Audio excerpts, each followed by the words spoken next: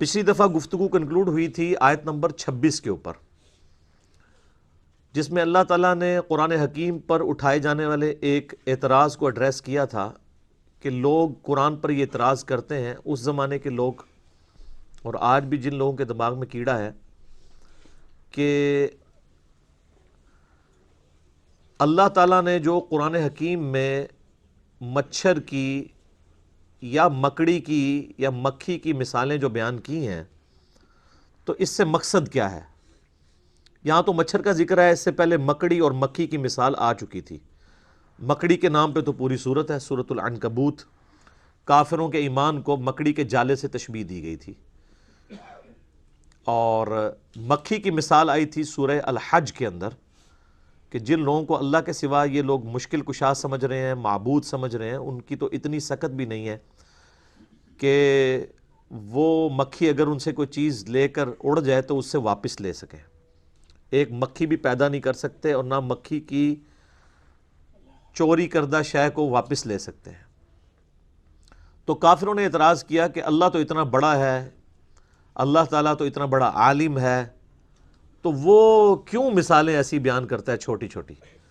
تو اس پہ اللہ تعالیٰ نے فرمایا تھا کہ اللہ تعالیٰ اس بات سے حیا محسوس نہیں کرتا کہ وہ مچھر یا اس سے بھی کسی حقیر چیز کی مثال بیان کرے، کیونکہ اللہ کا مقصد کسی کے اوپر علم کا روب ڈالنا نہیں ہے، بلکہ بات کو سمجھانا ہے۔ اور پھر ساتھ ہی اللہ تعالیٰ نے ٹونٹ کے طور پہ یہ بات کی کہ یہ ہم اس لیے مثالیں بیان کر رہے ہیں کہ تاکہ اہل ایمان جو ہیں وہ تو اس کو قبول کر لیں گے، ان کے ایمان میں اضافہ ہوگا۔ اللہ تعالیٰ اس طرح کی مثالوں سے بہت سے لوگوں کو ہدایت دیتا ہے اور بہت سے لوگوں کو گمراہ کرتا ہے۔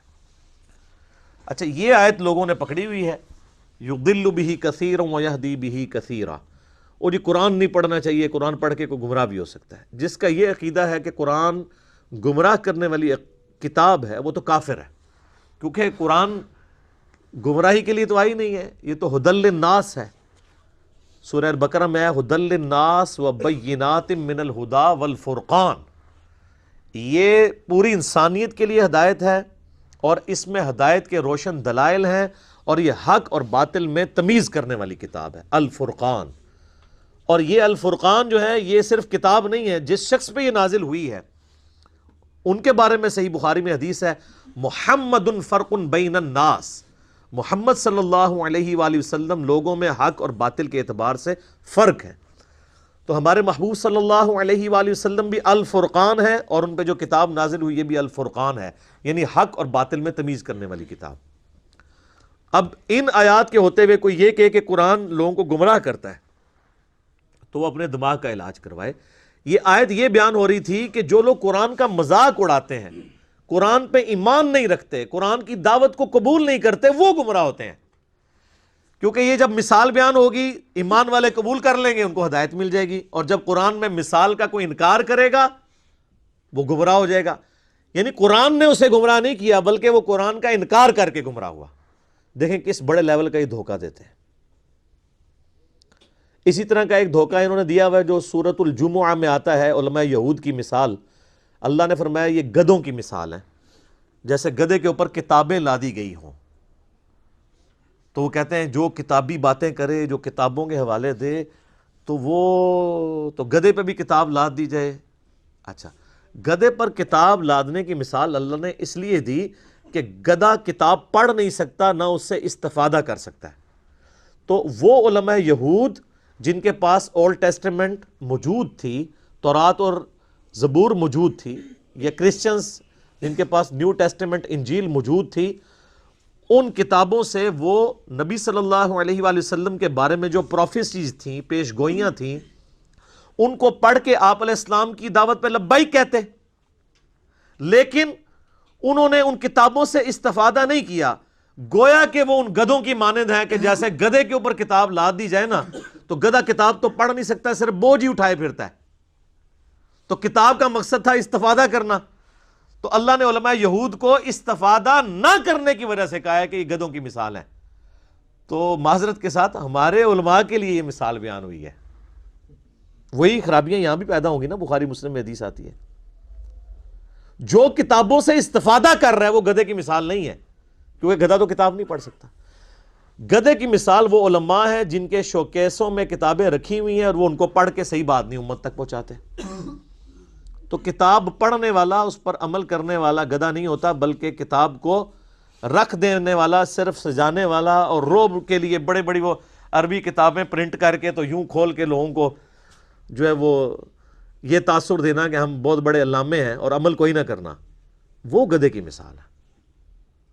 تو تھوڑی سی اپنی بھی عقل استعمال کیا کریں کہ جو لوگ قرآن اور سنت سے آپ کو دور کر رہے ہیں یہ مسلمانوں کی شکل میں شیاطین ہیں. اگر ہمیں کوئی یہودی یا عیسائی آ کے کہے نا قرآن ڈائریکٹ نہ پڑھنا گمراہ ہو جاؤ گے، ہم کہیں گے دیکھا اللہ کا دشمن ہے اسی لیے مجھے قرآن سے روک رہا ہے. اور اگر یہی بات کوئی مولوی کرے ہم کہتے ہیں سبحان اللہ مفتی صاحب نے صحیح فرمایا. تو ایسی عقل کا پھر ماتم ہی کرنا چاہیے نا. تو اب اللہ تعالیٰ اس آیت کو آگے کھول رہا ہے کہ یہ جو میں نے کہا کہ قرآن کے ذریعے گمراہی کماتے ہیں وہ لوگ، تو ان لوگوں کے اندر نشانیاں کیا پائی جاتی ہیں جو قرآن کی دعوت کو نہ قبول کر کے گمراہی کماتے ہیں. قبول کرنے والے تو ہدایت پہ ہیں. وہ ہے اب اگلی آیت، الذین ینقضون عہد اللہ من بعد میثاقہ. یہ وہ لوگ ہیں جو اللہ سے عہد کرنے کے بعد، پختہ عہد کرنے کے بعد توڑ دیتے ہیں. اب ظاہر ہے یہ تعویل خاص کے اعتبار سے تو یہودیوں سے اللہ تعالیٰ نے عہد لیا ہوا تھا. آگے چل کے آئے گا اللہ تعالیٰ نے کوہ طور کو ان کے اوپر سائبان کی طرح بلند کر دیا تھا کہ اس کتاب تورات پہ ایمان لاؤ ورنہ پہاڑ تمہارے اوپر گرنے لگا. آپ ذرا امیجن کریں اتنا بڑا پہاڑ بادل کی شکل میں اوپر آ جائے اور کہا جائے کہ پکڑو تورات کو ورنہ آیا جائے تھوڑے ہوتے، تو وہ بڑا کس لیول کا پکا عہد پھر انہوں نے کیا ہوگا. لیکن اس کے بعد توڑ دیا انہوں نے. اور تعویل عام کے اعتبار سے ہر انسان نے اللہ سے ایک عہد کیا ہوا ہے جس کی ڈیٹیل آئے گی سورۃ الاعراف میں. الست بربکم، اللہ نے ہماری ارواح سے یہ عہد لیا تھا کیا میں تمہارا رب نہیں ہوں؟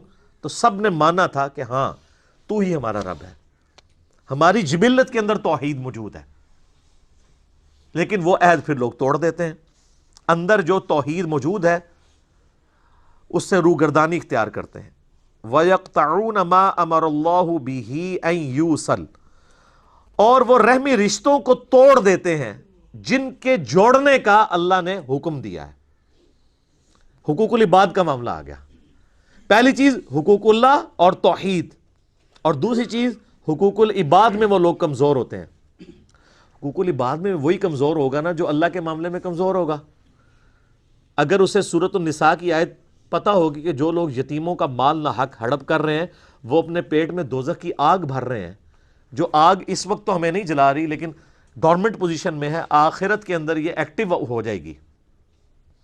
تو ڈاکٹر سراج صاحب اکثر کہا کرتے تھے رحمہ اللہ تعالی کہ جو دنیا میں صرف مورل لاز جو ہیں وہ ایسے ہیں جو ایکٹیو نہیں ہیں، فزیکل لاز سارے ایکٹیو ہیں. اگر کسی کی زبان پہ انگارہ رکھ دیا جائے زبان جل جائے گی، لیکن حرام کا لقمہ رکھا جائے، آپ خنزیر بھی بے شک زبان پہ رکھ لیں زبان نہیں جلے گی، کیونکہ وہ مورل لاز ہیں. وہ آخرت میں جا کے وہ ایکٹیو ہو جائیں گے. کسی نے حرام کا مال کھایا تھا، دنیا میں نہ بھی نکلے، اس کے پیٹ میں درد نہ بھی ہو، آخرت میں وہی سارا مال اس کے اوپر عذاب بن کے مسلط کر دیا جائے گا. تو حقوق العباد کے معاملے میں بھی قطع رحمی کرتے ہیں، اور قطع رحمی سے مراد جو رحمی رشتے ہیں، آپ کے قریبی رشتہ دار ہیں، ان کے ساتھ وہ اس نے سلوک نہیں کرتے. بخاری و مسلم دونوں میں حدیث ہے جب اللہ تعالیٰ نے صلہ رحمی کو پیدا فرمایا تو اس کو مخاطب کر کے کہا کہ جو تجھے جوڑے گا میں اس سے اپنا تعلق جوڑوں گا، اور جو تجھے توڑے گا میں اس سے اپنا تعلق توڑ لوں گا. تو یہ اسلام میں حقوق اللہ اور حقوق العباد یہ پیرلل میں چلتے ہیں. وہ غامدی صاحب اکثر ایک بات کرتے ہیں کہ اگر کسی شخص نے کسی کا مال نہ حق ہڑپ کیا ہے، یا کسی نے اپنے بھتیجوں یا بھانجوں کی جائیداد کے اوپر ناحق قبضہ کر لیا ہے، یا اپنی سسٹر کی وراثت دبا لی ہوئی ہے، اور وہ یہ سمجھتا ہے کہ میں پہلے تہجد کے 2 نفل پڑھتا تھا اب 4 پڑھ لوں گا تو میری وہ چیزیں معاف ہو جائیں گی، نہ، کبھی نہیں معاف ہوں گی. آپ خانہ کعبہ میں تکبیر اولیٰ کے ساتھ پوری زندگی بھی نمازیں پڑھتے رہیں، ایک پیسہ بھی کسی کا دبایا وہ معاف نہیں ہونا. بخاری و مسلم دونوں میں حدیث ہے جس نے ایک بالش زمین بھی کسی کی دبائی 7 زمینوں کا توق اس کے گلے میں ڈال دیا جائے گا قیامت والے دن. 7 زمینوں کا توق صرف ایک بالش 9 انچ زمین، یہاں لوگ پورے پورے مکان ہڑپ کر جاتے ہیں، پلاٹ ہڑپ کر جاتے ہیں لوگوں کے، اور وہ لوگ یہ سمجھتے ہیں کہ ہم 1,00,000 بندوں کا دسترخوان چلا کے جو ہم نے لوگوں سے زبردستی زمینیں ہتھیائی ہیں اور اپنی ہاؤسنگ سکیمز بنائی ہوئی ہیں، یہ 1,00,000 لوگوں کو روزانہ کھانا کھلانا، 1 ارب لوگوں کو بھی روزانہ کوئی کھانا کھلائے، اللہ کو فرق نہیں پڑتا۔ اللہ کے کرائٹیریا ہی بالکل ڈیفرنٹ ہے۔ یہ امپریس ہو جانا کسی کی نیکی سے، یہ تو میرا آپ کا معاملہ ہے نا۔ اسی لیے مسلم شریف میں حدیث ہے، اللہ تمہاری شکلوں اور مال کو نہیں دیکھتا، دلوں اور اعمال کو دیکھتا ہے۔ یہ کیا کس لیے تھا؟ شکل جتنی مرضی معصوم نورانی بنا لو، مال جتنا مرضی اللہ کی راہ میں خرچ کر دو، اللہ نے تو یہ چیک کرنا ہے یہ کیا ہے، کس چکر میں کر رہا ہے۔ اور قرآن حکیم میں کم از کم 4 مقامات پہ یہ مضمون رپیٹ ہوا ہے کہ جو اس قسم کے اعمال کرنے والے لوگ ہیں، اللہ فرماتا ہے قیامت والے دن ہم ان کے اعمال کی طرف بڑھیں گے اور ان کو بکھرا ہوا غبار کر دیں گے۔ جیسے کوئی ایک فٹ بال کی طرف بڑھتا ہے نا اور ٹھوکر مار کے پرے کرتا ہے، اللہ تعالیٰ فرماتے ہیں ہم ایسے لوگوں کے اعمال کو ختم کر دیں گے۔ وہ اعمال تو ہے ہی نہیں تھے، وہ جن کاموں کے لیے وہ کیے گئے تھے وہ ان کو اجر مل چکا۔ مسلم شریف کی حدیث جو ہے ایک لٹکتی ہوئی تلوار ہے کہ قیامت والے دن نبی علیہ السلام فرماتے ہیں، صحیح مسلم میں یہ حدیث موجود ہے، ایک سخی کو، ایک شہید کو اور ایک قاری کو بلایا جائے گا۔ قاری کو اللہ بلا کے کہے گا تجھے قرآن کا علم دیا تھا، اس کے بدلے تو نے میرے لیے کیا کیا؟ کہے گا یا اللہ میں نے قرآن سیکھا اور سکھایا، اس سے افضل عمل ہی کوئی نہیں تھا۔ اللہ تعالیٰ فرمائے گا تو نے اس لیے سب کچھ کیا کہ لوگ تجھے کہیں بڑا علامہ ہے، بڑا قاری ہے، تو دنیا میں تجھے اجر مل چکا ہے، جس کام کے لیے تو نے ایفرٹ پٹ کی تھی تو نے اجر کما لیا، میرے ہاں کوئی اجر نہیں، الٹا منہ کر کے دوزخ میں۔ پھر ایک سخی کو بلایا جائے گا، اللہ فرمائے گا اتنا مال دیا تھا کیا کیا؟ کہے گا یا اللہ میرے دسترخوان چلتے تھے، غریبوں کو بانٹتا تھا، میں آئے دن میں سیلاب کے اندر جا کے میں وہ چیک کاٹ کے دیا کرتا تھا، کتنے لوگوں کا خرچہ میں نے اٹھایا ہوا تھا۔ اللہ طرف بائے گا یہ تو نے سب کچھ اس لیے کہ کیا لوگ تجھے کہیں بڑا سخی ہے، بڑا اللہ کی راہ میں خرچ کرنے والا ہے، تو لوگوں نے خوب تیری تعریف کی ہے نا دنیا میں، تو بس یہی اجر تھا، میرے پاس کوئی اجر نہیں اب تیرے لیے، الٹا منہ کر کے دوزخ میں۔ اللہ کی آپ غیرت دیکھیں کہ اللہ تعالیٰ کسی نیک عمل کو بھی قبول کرنے کے لیے تیار نہیں ہے اگر خالصتاً اس کے لیے نہ ہوا۔ اللہ بڑا ڈاڈا ہے، کتابوں کا خدا اور ہے اور بابوں کا خدا اور، یہ کتابوں کا خدا ہے۔ مسند احمد میں حدیث ہے جس نے دکھلاوے کے لیے نماز پڑھی اس نے شرک کیا، پڑھی نماز کیا شرک، جس نے دکھلاوے کے لیے روزہ رکھا اس نے شرک کیا، اور جس نے دکھلاوے کے لیے صدقہ کیا اس نے بھی شرک کیا۔ اچھا کر رہا نیکی ہیں اور الٹا جو کہتے ہیں گاٹے فٹ ہو رہی ہیں، شرک، ریاکاری۔ اور مسلم شریف کی حدیث میں آتا ہے تیسرا وہ لایا جائے گا شہید، تو اللہ تعالیٰ کہے گا تجھے میں نے اچھی صحت دی، سب کچھ دیا، اس کے بدلے تو نے میرے لیے کیا کیا؟ تو کہے گا یا اللہ جان تو تھی، دے دی تجھے سب سے قیمتی چیز اپنی۔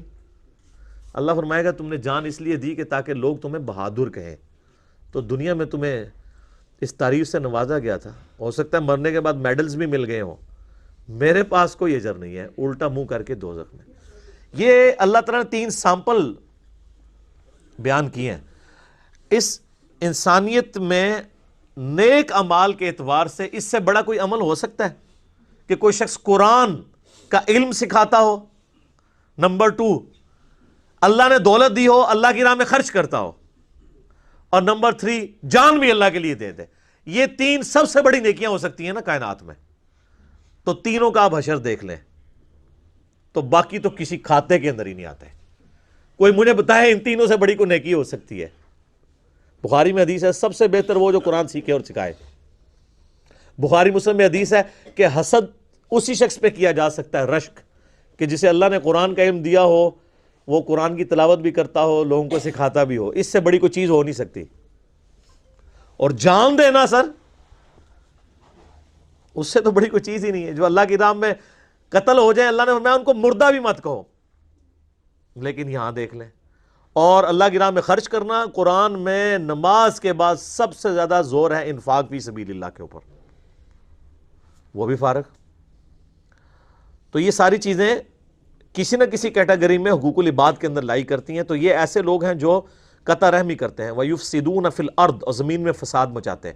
فساد تو خود ہی ہو جائے گا نا، جب آپ کسی کی حق تلفی کریں گے تو وہ بڑا ہو کے خود کش حملہ آور ہی بنے گا نا آپ کے اوپر، بدلہ ہی لے گا نا آپ سے۔ جب آپ کسی کے ساتھ زیادتی کریں گے تو زمین میں فساد فی الارض تو ہوگا نا۔